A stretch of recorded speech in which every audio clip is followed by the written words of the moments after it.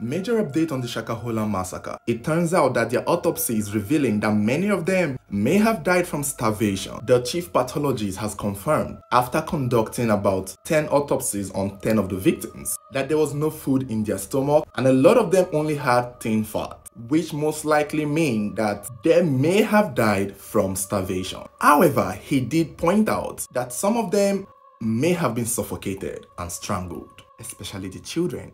Although he only performed the autopsy for just 10 of the victims out of nearly 100 of them, he still pointed out the fact that there is a possibility that from mere looking at some of the state of the other bodies, many of them may have been physically hit and attacked. He believed that some of them may have been struck by an object or even stabbed, and that was pretty much what a lot of us suspected. However, he did complain that there was no way of knowing the time of death for a lot of them because many of them were already badly decomposed. Another thing he ruled out was the possibility of organ harvesting.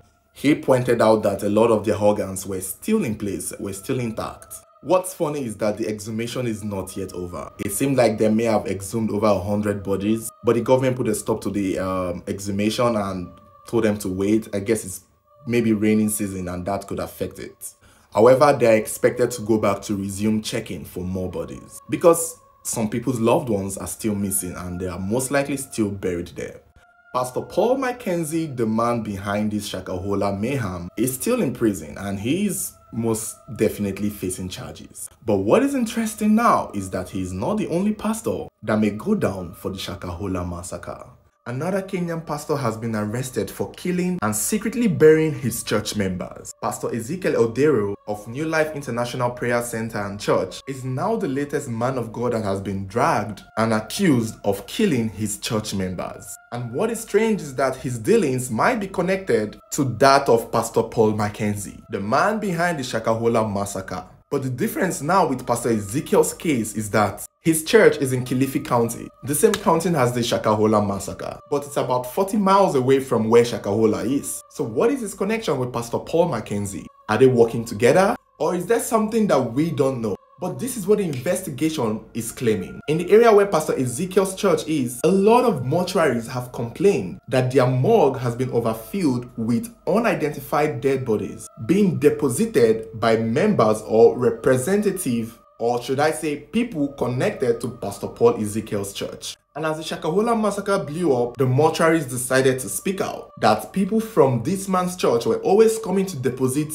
unidentified dead bodies in their morgue. Over 4 mortuaries in the county where his church is have complained that they believe something is going on in his church. And that was why the police decided to look into his case. And quickly, they did not waste any time to arrest him. Because right now, the Kenyan government is not playing with this man of God. I can say they are fed up. But that is not the shocking part. The detectives are claiming that Pastor Ezekiel is killing his church members and then taking their bodies to Shakahola farmland that belonged to Pastor Paul Mackenzie for burial. That is to say that some of the dead bodies that were recovered from the Shakahola farmland may have been members of Pastor Ezekiel's church. Because the morgue did confirm that yes, this man, people from his church have been bringing unidentified dead bodies, and after a while they will come and take the bodies for burial. Now the police are claiming that it's possible that the people from Pastor Ezekiel's church could have been moved to Shakahola for burial, citing that there is a possible pastor syndicate around Kilifi County where they probably take money from their members, kill them, and then bury them. But for Pastor Ezekiel Odero, this is just an accusation. He is claiming his innocence. In fact, his lawyers are saying that it's crap, that the police are just fishing, that they are just trying to look for possible ways to get all the pastors. And truth be told, yes, nothing particularly links him to the overfilled mortuaries around Kilifi County, because the claims that these mortuary attendants or these mortuary workers are making is that it's people connected to him that brings these unidentified bodies to their morgue. People connected to him, people from his church. So I don't know how it can be proven in court that he may have ordered those bodies to be taken there. If they're going to accuse him, they may want to come up with something more tangible other than claims that it's people connected to him. Do they know these people who brought the bodies there and who takes them to Shakahola for burial? How will they be able to prove that Pastor Ezekiel was the one who ordered the killing of his church members and the taking of their body to be buried in Shakahola.